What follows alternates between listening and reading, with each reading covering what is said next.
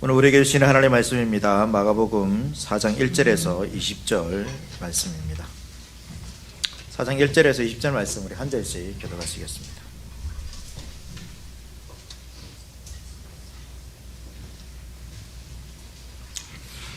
예수께서 다시 바닷가에서 가르치시니 큰 무리가 모여들거든 예수께서 바다에 떠있는 배에 올라 앉으시고 온 무리는 바닷가 육지에 있더라.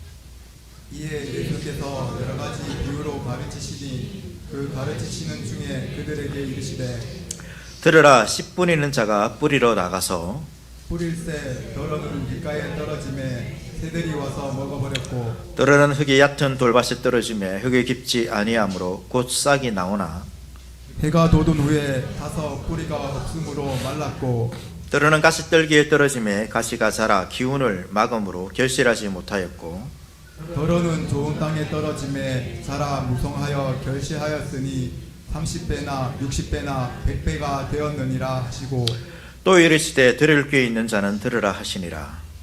예수께서 홀로 계실 때에 함께 한 사람들이 12 제자와 더불어 그 비유를 들을 대하여 물으니 이르시되 하나님 나라의 비밀을 너희에게는 주었으나 외인에게는 모든 것을 비유로 하나니 이는 그들로 보기는 보아도 알지 못하며 듣기는 들어도 깨닫지 못하게 하여 돌이켜 죄사함을 얻지 못하게 하려 함이라 하시고 또 이르시되 너희가 이 비유를 알지 못할진대 어떻게 모든 비유를 알겠느냐. 뿌리는 자는 말씀을 뿌리는 것이라.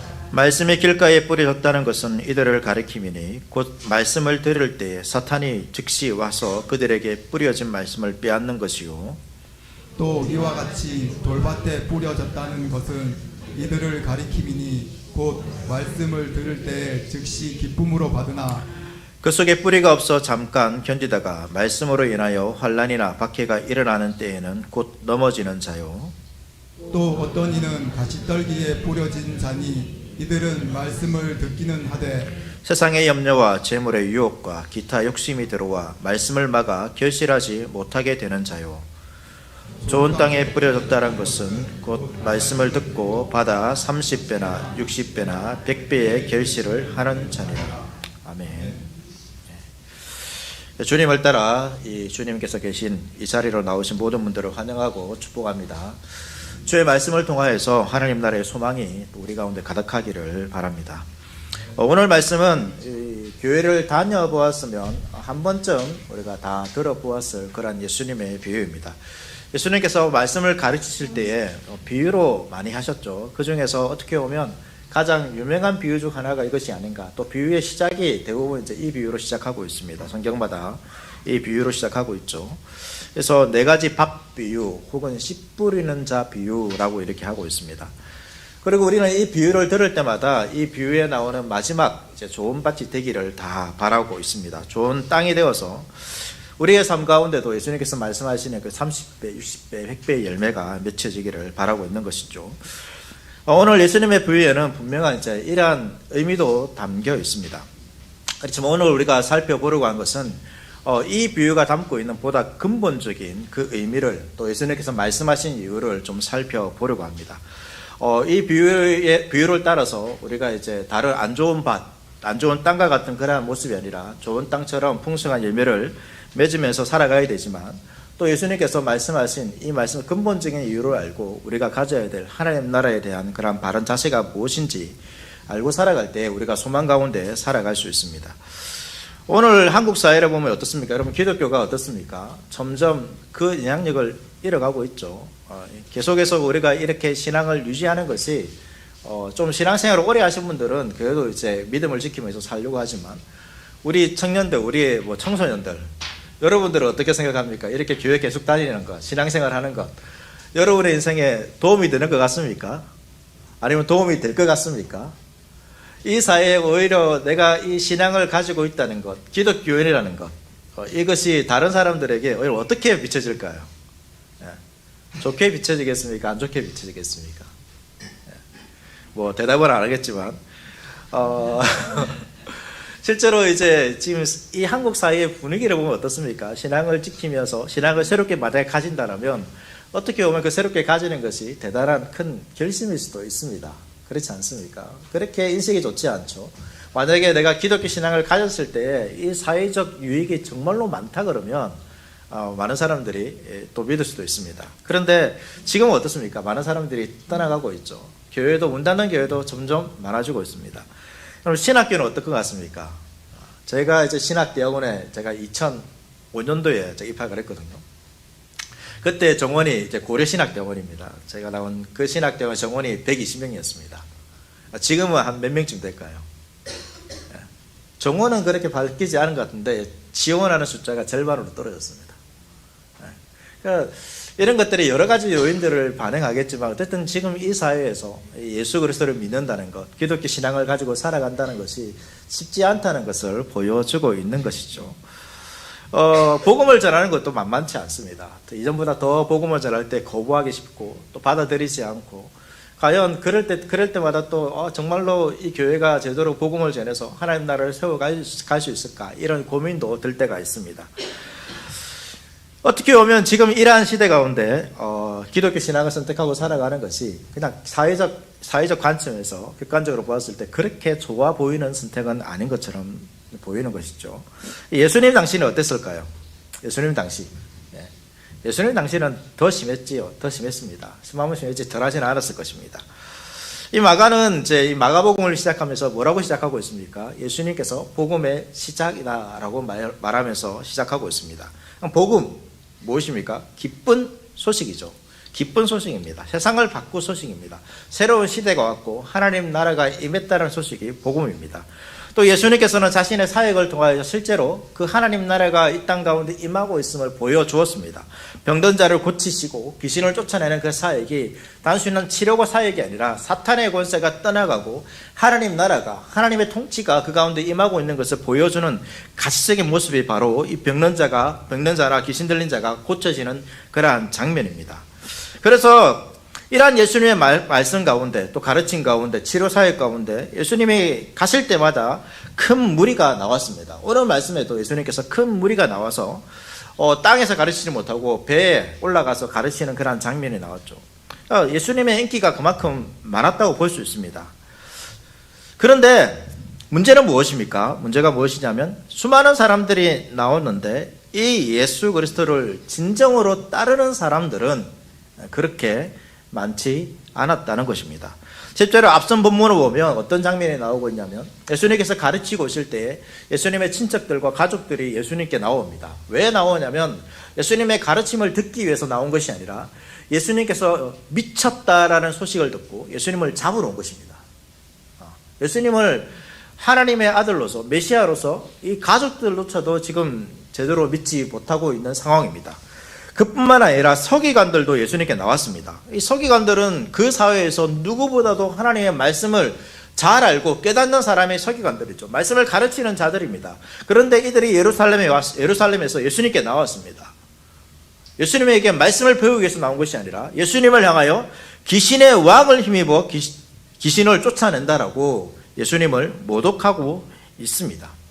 그래서 예수님의 가르침이 많은 사람들에게 인기는 있지만 그러나 그 가르침을 실제적으로 받아들이고 예수님을 따라서 살아가는 사람들은 정말로 소수입니다. 오늘 말씀에도 나오고 있지만 이 비유로 가르치고 나서 예수님의 12제자와 소수들만 적은 무리의 수자들만 예수님께 나와서 이 비유의 의미를 묻고 있습니다. 진짜 예수님과 함께하고 있는 사람들은 누구라는 것이죠? 큰 무리가 아니라 소수라는 것을 말해주고 있습니다. 이러한 상황에 대해서 어떻게 보면 사람들은 의문을 가질 수가 있습니다. 어떤 의문이냐면 예수님께서 정말로 복음이시고 새로운 시대를 가져오시고 하나님 나라를 여시는 분이라면 왜 많은 사람들이 이 예수님을 따르지 않는가? 많은 사람이 모여들지만 진정으로 그 안에서 변화되는 역사가 일어나지 않는가? 왜 이렇게 이 사회, 이스라엘의 이 사회를 지금 이 사회가 새롭게 변화되어지고 하나님 나라가 임하고 노마라는 거대한 이 나라가 무너져야 되는데 왜 예수님께서 오셨음에도 하나님 나라를 가져오신 메시아이심에도 그런 영향력들이 상에 나타나고 있지 않은가? 이런 생각들이 의구심을 주는 거죠. 결국 이 의구심은 예수님에 대해서 또 예수님이 전하고 있는 복음에 대해서 의구심을 가지게 하는 것입니다. 정말로 예수님이 메시아가 맞는가? 또 예수님이 정말로 가르치는 것이 정말로 복음이 맞는가? 하나님 나라가 정말로 임하고 있다라면 왜 여전히 이 세상은 변하지 않은 채 이 모습 이대로 있는 것인가? 이런 의문을 드는 것입니다. 어쩌면 우리가 가지고 있는 이 세상을 향한 의문일 수도 있습니다. 교회가 정말로 소망이고 하나님 나라라면, 복음을 읽다라면 왜 사람들이 점점점 많아져야 되는데 왜 이렇게 줄어드는 현상들이 이 땅 가운데 나타나는가? 그러면서 의구심이 드는 거죠. 내가 믿는 이 신앙, 기독교 신앙, 이 복음, 내가 이렇게 계속 지치며 살아갈 때 우리 학생들은 우리 부모님이 가지고 있는 이 신앙을 내가 믿을 때 과연 나에게 도움이 될까? 이런 의구심이 들 수도 있다는 것이죠. 오늘 예수님의 이 비유는 이러한 의문에 대한 하나의 가르침입니다. 먼저 비유의 내용을 간략하게 한번 살펴보겠습니다. 씨 뿌리는 자가 씨를 뿌리죠. 씨를 뿌립니다. 농부의 손에서 이제 씨들이 흩날려갑니다. 이 씨를 이렇게 뿌리는 식으로 이제 농사를 짓습니다. 그런데 그 뿌린 씨들이 농부가 의도한 땅에만 떨어지는 것이 아니죠. 좋은 땅에만 떨어지는 것이 아니라 네 종류의 땅에 떨어집니다. 농부는 좋은 땅에 떨어지기를 바라지만 그 상황이 그렇지 않다는 것이죠. 이 네 종류의 땅에 떨어진 그 씨의 운명에 대해서 예수님께서 말씀해 주고 있습니다. 가장 먼저 떨어진 땅이 어디입니까? 길가죠. 길가입니다. 사람들이 다니는, 지금처럼 포장된 이제 흙길일 것입니다. 흙길이지만 사람들이 계속해서 밟고 다니니까 그 땅은 어떤 땅입니까? 매우 딱딱한 땅일 것입니다. 뿌리를 내리지 못하죠. 그래서 새들이 와서 금방 먹어버리는 땅이 바로 길가라고 말하고 있습니다. 두 번째로 씨가 떨어진 곳은 흙이 얕은 돌밭입니다. 이 돌밭은 흙보다 자갈이 더 많죠. 얕은 흙이 있기 때문에 씨가 뿌리를 내리고 싹도 틔울 수는 있습니다. 그러나 자갈이 많고 흙이 얕아서 뿌리가 제대로 자리를 잡지 못하죠. 해가 뜹니다. 이 해에 의해서 말라 죽게 되는 것이 바로 이 돌밭에 떨어진 씨의 모습입니다. 세 번째 땅은 가시떨기입니다. 가시떨기가 있는 땅이죠. 거기에는 가시떨기라는 식물이 이미 자라고 있기 때문에 어떻게 보면 식물이 자라기에 괜찮은 땅일 수도 있습니다. 또 거기도 이제 거기에 떨어진 씨도 뿌리를 내리고 싹을 틔우죠.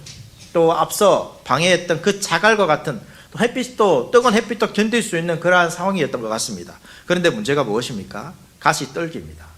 가시떨기는 생명력이 강한, 또 식물에 열매 맺는 것을 방해하는 그러한 식물로, 대표적인 식물로 성경에 기록되어 있습니다. 창세기 3장에 보면 하나님께서 아담에게 저주를 내리실 때 네가 수고하지만 열매를 제대로 거두지 못하게 된다라고 말하고 있습니다. 그 이유가 무엇입니까? 땅에서 이 아담이 원하는 것만 나오는 것이 아니라 가시떨기와 엉겅퀴가 나오기 때문이죠. 그러니까 식물이 제대로 열매 맺는 것을 방해하는 대표적인 것이 가시떨기입니다. 그래서 그곳에서 그 씨가 자라기는 하지만 열매를 제대로 맺을 수 없게 되는 것입니다. 네 번째 땅이 좋은 땅이죠. 이 땅에서는 정말로 씨가 자라기에 정말로 최적의 땅입니다. 어떠한 방해거리도 없습니다. 그래서 자라서 30배, 60배, 100배의 결실을 맺는 그러한 땅이 바로 이 땅입니다. 여러분, 이 비유가 어떤 비유일까요? 제가 처음 말씀드린 것처럼 우리가 이런 땅을 가져야 돼, 이런 목적에서 예수님께서 하신 그러한 비유일까요? 그런 의미도 찾을 수는 있습니다. 그렇지만 예수님께서 이 비유를 하신 목적은 그런 것보다는 더 다른 이유가 있습니다. 11절 말씀 보겠습니다. 11절 말씀 보시면 이르시되 하나님 나라의 비밀을 너희에게 주었으나 외인에게는 모든 것을 비유로 하나니. 이 비유는 무엇에 관한 비유라는 것이죠? 하나님 나라에 관한 비유라는 것입니다. 하나님 나라는 이렇다는 것이죠. 하나님 나라는 이렇다는 것입니다. 특별히 하나님 나라가 뒤에 이제 몇 가지 비유가 더 나오고 있습니다. 마태복음에 더 많은 비유가 나오죠. 특별히 예수님께서 무엇을 보여주고 있냐면 예수님께서 이 땅에 복음으로서 하나님 나라를 가져오셨는데 그 하나님 나라가 어떻게 이 땅 가운데서 성장하고 자라게 되는가, 그것을 알려주는 비유가 바로 이 비유라는 것입니다. 나중에 시간 되시면 마가복음 4장 전체에 나오는 비유를 보면 하나님 나라가 어떻게 이 땅 가운데서 성장하는가, 또 어떻게 열매를 맺는가, 그것을 말하고 있다는 것을 우리는 알 수 있습니다. 그래서 지금 예수님께서 이 비유를 하고 있는 것은 우리가 어떠한 밭이 되어야 하는가, 그것도 우리가 찾을 수 있지만 그것보다는 더 근본적으로 하나님 나라가 어떤 것인가, 어떻게 이 땅 가운데서 드러나는가, 하나님 나라가 어떻게 이 땅 가운데 도래하는가, 어떻게 성장하는가, 그것을 가르치고 있는 것이죠.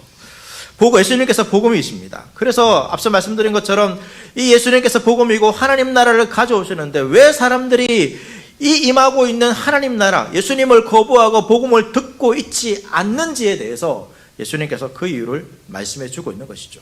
그리고 지금은 비록 사람들이 거부하고 있지만 그 하나님 나라가 그렇지 않고 사람들의 기대와 달리 놀랍게 풍성한 열매를 맺는다는 것을 가르쳐 주는 것이 이 비유입니다. 예수님께서 비유를 해석해 주시죠. 14절 말씀 먼저 보겠습니다. 14절 말씀 보시면 뿌리는 자는 말씀을 뿌리는 것이라. 먼저 뿌리는 자에 대해서 말씀하십니다. 뿌리는 자가 뿌리는 씨는 무엇입니까? 말씀입니다. 말씀을 뿌리고 있습니다. 그럼 뿌리는 자는 누구겠습니까? 당연히 예수님이겠죠. 예수님입니다. 예수님이 이유는 제 아들의 말씀을 뿌릴 것이고 그 이후에는 교회가 복음을 전하면서 또 이렇게 가르침을 통하여서 말씀을 뿌리게 될 것입니다. 이전에는 선지자라 할 수 있겠죠. 예수님 자신이 복음을 전하고 있는 그 상황을 씨 뿌리는 농부로 지금 묘사하고 있는 것입니다. 자신이 지금 하나님 나라의 복음을 전하고 있는데 농부가 씨를 뿌리듯이 지금 하나님 나라의 복음, 이 말씀, 이 씨를 지금 뿌리고 있는 것이죠. 말씀이 씨와 같다는 것은 여러분 그 속에 뭐가 있는 것입니까? 생명이 있습니다. 하나님 나라가 들어있다는 것이죠. 예수님이 선포하신 하나님 나라의 복음에 대해서 지금 다양한 반응을 모사하면서 지금의 상황을 지금 설명하고 있는 것이죠. 사람들은 예수님이 전하는 복음이 정말로 능력이 있는가? 변화의 능력이 있는가? 진짜인가? 의문을 가질 수 있습니다. 하지만 예수님께서는 이 비유를 하시면서 복음, 즉 말씀 씨에는 문제가 있습니까? 없습니까? 문제가 없습니다. 그것은 문제가 없습니다. 네 번째 땅을 보면 알 수 있죠. 좋은 땅에 떨어지면 정말로 놀랍게 30배, 60배, 100배의 열매를 맺는 것이 바로 복음입니다. 그렇기 때문에 우리는 이 복음에 대해서 여러분 의문을 가져서는 안 됩니다. 이것이 정말로 복음일까? 교회에서 전하는 것들, 내가 성경에서 읽고 있는 이 내용이 정말로 복음일까? 정말로 이 사회에 지금 이 시대에도 이것이 정말로 필요한 것인가?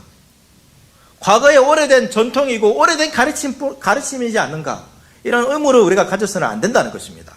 복음은 능력이 있습니다. 복음은 가치가 없는 것이 아닙니다. 복음에 대해서는 우리가 의문을 가질 필요가 없습니다.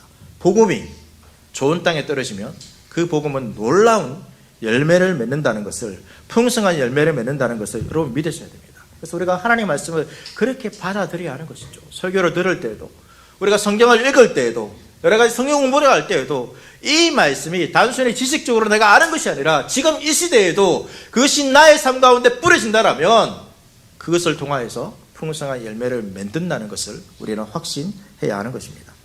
여러분 문제는 무엇입니까? 그것이 떨어진 땅의 문제인 것이죠. 이 네 종류의 밭은 사람들이라는 것을 알 수 있습니다. 그래서 예수님께서 이 사람들을 이야기해 주시죠. 먼저 길가에 떨어진 씨, 그 사람들이 어떠한 사람들인지 하나씩 우리가 살펴보도록 하겠습니다. 15절 말씀 보겠습니다. 길가에 떨어진 뿌린 씨죠. 말씀이 길가에 뿌려졌다는 것은 이들을 가리키니, 그러니까 사람들을 가리키고 있습니다. 곧 말씀을 들을 때에 사탄이 즉시 와서 그들에게 뿌려진 말씀을 빼앗는 것이요.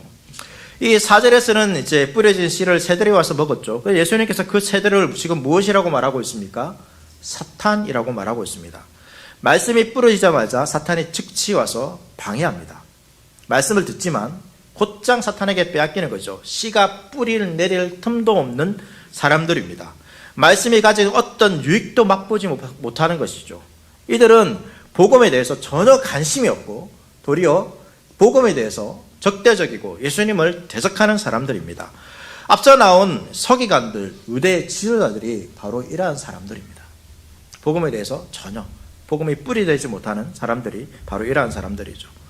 두 번째는 돌밭입니다. 돌밭은 16절과 17절입니다.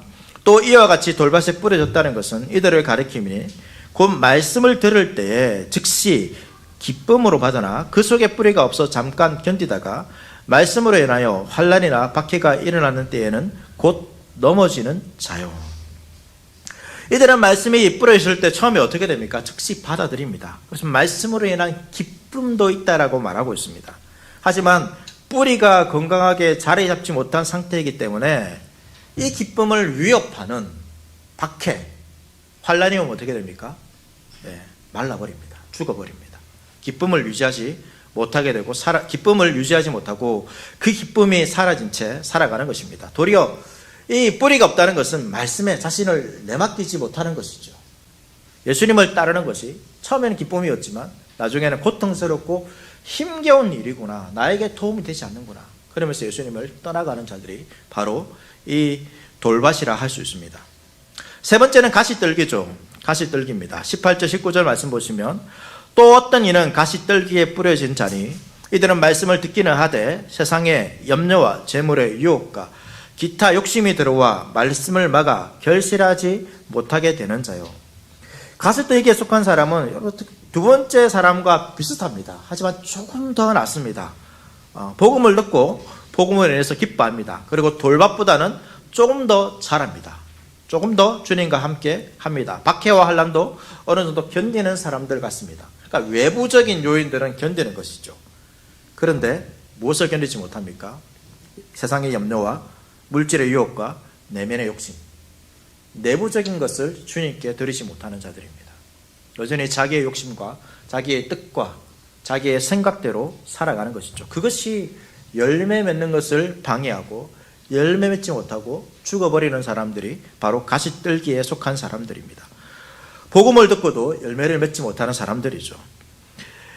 이 돌밭과 가시떨기에 속한 사람들은 어떻게 보면 예수님을 따르는 지금 큰 무리, 그러니까 예수님, 이 마가복음에 보면 좀 사람들을 구분하고 있습니다.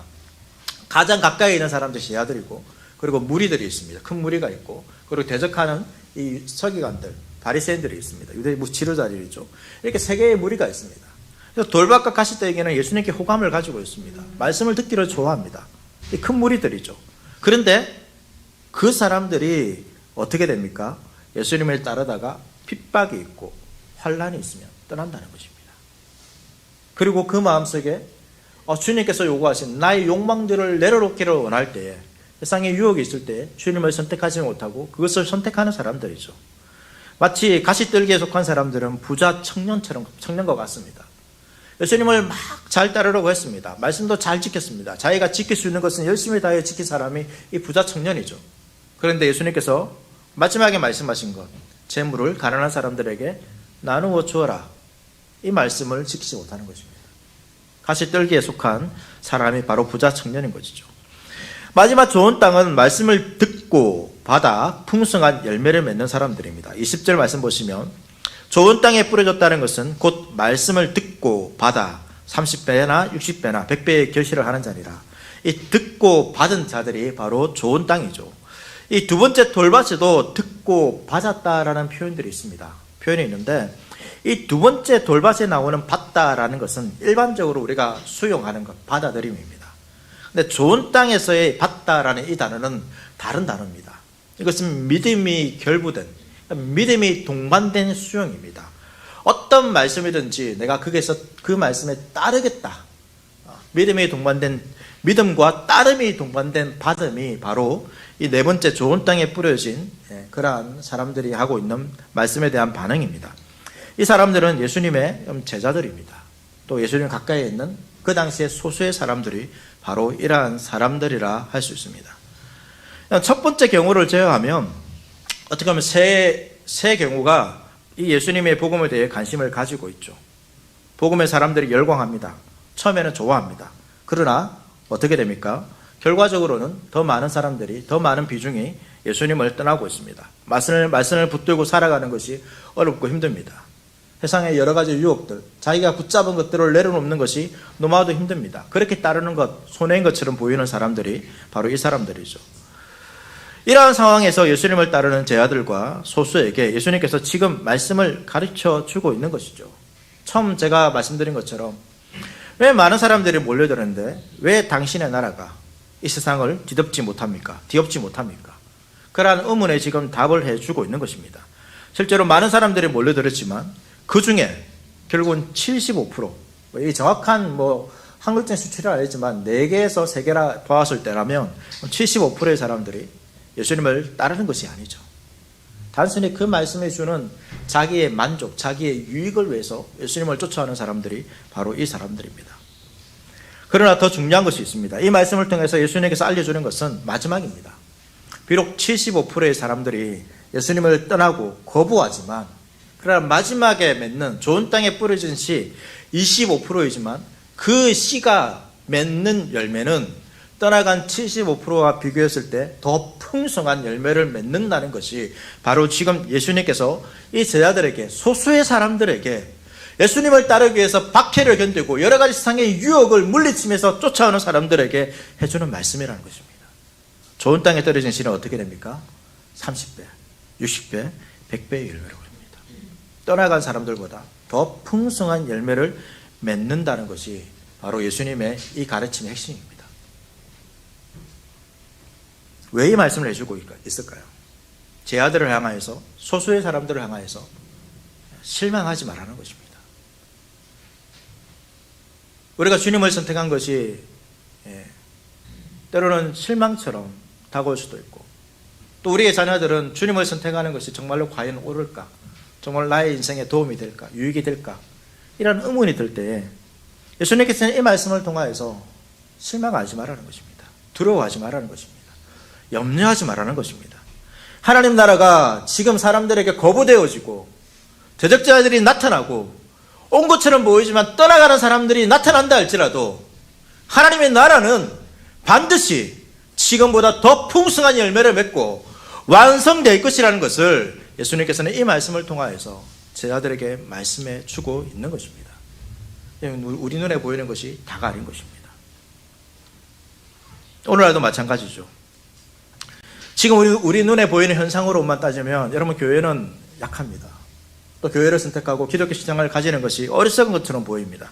하나님 나라 매우 작아 보이고 마치 정말로 이 세상에 존재하는 것인가? 과연 정말로 이 땅에 완성될 것인가? 이렇게 의문을 가질 때가 있습니다. 하나님이 정말로 존재하시는가? 예수님께서 정말로 다시 오실 것인가? 정말로 그분이 나의 인생의 주인이시고 나를 다스리시는 분이 맞는가? 그런 생각이 들 수도 있습니다. 그러나 우리는 지금 눈에 보이는 것을 보는 것이 아니라 그 나라를 가져오신 그분께서 완성하실 그 나라를 바라보면서 이 땅을 살아야 하는 것이죠. 그 나라는 세상 모든 나라가 깃드는 나라가 될 것입니다. 마가복음 4장의 다른 비유, 여러분 잘 아는 씨 비유 있습니다. 이 씨 비유는 이 씨가 자라는데 사람들이 알지 못하게 자란다는 것입니다. 그리고 겨자씨 비유가 나오고 있습니다. 정말로 작은 씨가 자라서 공중에 새들이 깃든다는 것은 열방이 그 나무 위에서 안식을 얻는다라는 그러한 상징입니다. 그러한 나라가 될 것이 바로 지금 하나님 나라라는 것입니다. 예수님께서 그 나라를 시작하셨습니다. 그 나라를 시작의 모습이 너무나도 작고 미약합니다. 정말로 이 예수 그리스도가, 이 예수라는 사람이 이스라엘을 변화시키고 로마를 변화시키고 세상을 변화시킬 것인가? 정말로 우리 인생 가운데 하나님께서 원하시는 그 나라를, 그 안식을 주실 것인가? 그 의문이 들 때에 예수님께서 그 나라가 반드시 성장하고 자랄 것이라는 것을 말씀해 주고 있는 것입니다. 이것이 여러분 마가복음 4장 첫 비유의 핵심입니다. 사랑하는 하나님의 성도 여러분, 이 소망을 가지고 살아가시길 바랍니다. 우리의 청년들, 우리의 청소년들, 여러분 이 소망 가지고 주님을 선택하시고 주님을 따라가기를 바랍니다. 주님을 선택하는 것이 분명하게 말씀드리지만 여러분의 인생에 결코 손해가 아닙니다. 박해가 있죠. 여러 가지 유혹도 있습니다. 성경은 주님을 따르는 것이 어려운 것, 쉬운 것이라고 말하고 있지 않습니다. 어렵다고 말하는 부분도 있습니다. 그렇지만 우리가 경험하는 박해와 환난과 내가 손해보는 것과 같은 그 여러 가지 일들보다 주님께서 그 나라를 통하여서 우리에게 주시는 것이 더 풍성하고 놀랍다라는 그 확신을 여러분들이 가지기를 바랍니다. 그 확신을 가지고 주님을 따라가십시오. 비록 지금은 손해이고 지금 이 세상에서 정말로 약해 보이는 것처럼 보인다 할지라도 결국 마지막에 남는 것은 주님의 나라의 힘을 분명하게 붙들고 살아갈 수 있기를 바라겠습니다. 우리의 자녀들뿐만 아니라 하나님의 모든 성도님들이, 어른들이 이 세상 가운데서 그러한 소망 가운데서 세상의 유혹을 물리치고 박해와 환난과 고통을 물리치고 여러분 그 믿음 가운데서 먼저 이 길을 걸어갈 수 있기를 바랍니다. 주님께서 그들과 함께 하시는 것이죠. 마지막으로 여러분 좋은 땅이 무엇인지 한번 살펴보도록 하겠습니다. 이 좋은 땅이 무엇일까요? 좋은 땅이라 무엇일까요? 여러분은 지금 어떤 땅입니까? 길가가 있고 돌밭이 있고 가시떨기가 있고 좋은 땅이 있습니다. 여러분 지금 어떤 땅입니까?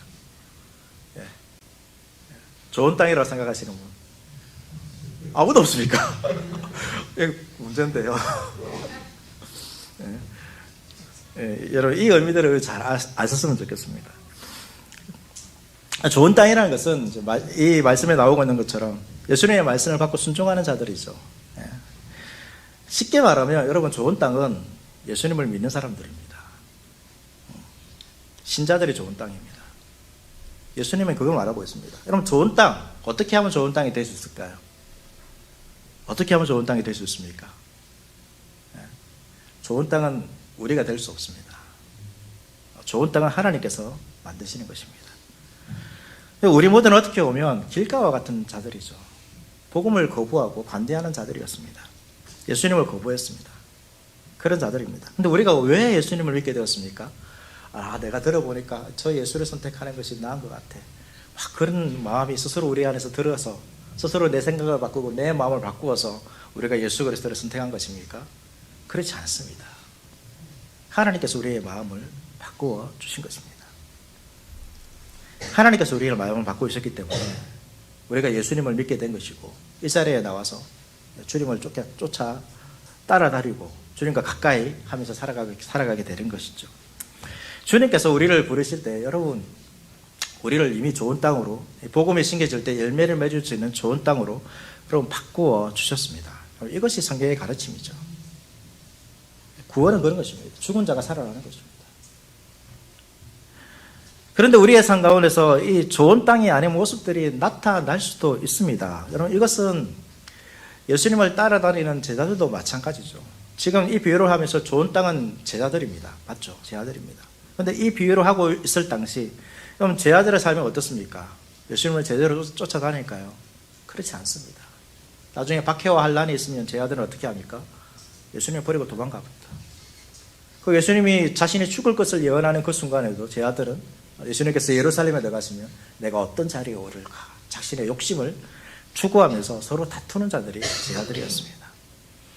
그런데 왜 예수님께서 그들을 향하여 좋은 땅이라 하실까요? 왜입니까? 하나님께서 그 땅을 기경하실 것이기 때문입니다. 우리가 좋은 땅입니다. 그런데 좋은 땅 안에 안 좋은 부분도 있는 것입니다. 그런데 하나님께서 그 안 좋은 부분을 그대로 놓아두시는 것이 아니라 바꾸어 가시는 것입니다. 제자들을 바꾸어 가시는 것처럼 우리를 바꾸어 가시는 것이죠. 더 풍성한 열매가 맺을 수 있도록 30배, 60배, 100배의 열매가 맺을 수 있도록 바꾸어 가는 것입니다. 그래서 우리가 기도할 때 내가 좋은 땅이 되게 해달라고 기도하는 것이 아니라 좋은 땅으로 바꾸어 주신 나의 삶 가운데 주님의 복음의 열매가 심겨서 더 풍성한 열매가 맺히도록 우리는 기도해야 하는 것입니다. 우리 안에서 나쁜 부분도 있겠죠. 그것이 더 주님 이것들을 고쳐주십시오. 이것들을 기경하셔서 주님께서 뿌려진 이 복음의 씨앗이 내 안에서 더욱더 풍성한 열매가 맺혀지게 해달라고 기도하는 것이 바로 우리의 기도가 되어야 하는 것입니다. 그렇기에 뭐 해야 됩니까? 말씀을 들어야 되는 것이죠. 좋은 땅이기 때문에 우리가 말씀을 듣고 받는 것입니다. 우리가 좋은 땅이 아니라면 여러분 말씀을 듣고 받는다 하더라도 잘할 수 있습니까? 열매를 맺을 수 있습니까? 열매를 맺을 수가 없습니다. 맺을 수가 없죠. 그래서 앞에 세 종류의 이 밭은 결국은 누구냐면 예수님을 믿지 않는 불신자들을 말하고 있습니다. 그들이 복음에 대해서 호감을 가질 수도 있습니다. 그러나 열매가 없습니다. 그러나 좋은 땅은 주님의 복음의 열매가 맺혀지는 것입니다. 내 삶 가운데서 이 복음의 씨앗이 뿌려지고 그 뿌려진 씨앗을 통하여서 내 삶의 변화된 모습, 주님께서 원하시는 그러한 삶의 열매가 나타난다면 우리는 이미 좋은 땅이 된 것입니다. 그리고 그 땅 가운데 하나님께서 원하시는 것은 더 풍성한 30배의 열매가 맺히고 30배뿐만 아니라 60배의 열매가 맺히고 100배의 열매가 맺히는 것을 주님께서 원하시는 것입니다. 어떻게 그렇게 될 수 있습니까? 말씀을 듣고 받으십시오. 말씀을 듣고 받는다라는 이 단어의 시제가 있습니다. 진행형입니다. 앞서 세 부류의 말씀을 듣는 것은 한 번에 끝나는 것입니다. 듣고 더 이상 말씀을 듣지 않습니다. 그러나 좋은 땅은 어떻습니까? 말씀을 듣고 듣는 자들이 바로 좋은 땅이라는 것입니다. 말씀을 듣고 듣는다라면 그 말씀에 씨앗의 생명이 있어 우리의 삶을 변화시키고 풍성한 열매를 맺게 한다는 것이죠. 그러한 삶이 여러분의 삶 가운데 있기를 바라겠습니다. 오늘 말씀을 정리하겠습니다. 첫 번째로 우리가 기억해야 되는 것은 하나님 나라는 결코 무너지지 않습니다. 세상 사람들이 거부하고, 비록 지금 이 하나님 나라가 정말로 작아 보이고, 이 땅에서, 이 한국 사회에서 약해 보이고, 뭐 사람들이 쉽게 욕을 할 수 있는 그런 나라처럼 보이지만, 그러나 그 나라는 반드시 완성한다는 것을, 여러분, 완성된다는 것을 여러분 기억하십시오. 주님을 선택하는 것, 주님을 쫓아가는 것, 그것이 우리의 인생 가운데서 가장 중요한 것이고 가장 잘한 선택임을 여러분 기억하시고, 그 주님을 끝까지 쫓아갈 수 있는, 박해도 있고 여러 가지 유혹들이 있지만 끝까지 쫓아가는 저와 여러분 될 수 있기를 바랍니다.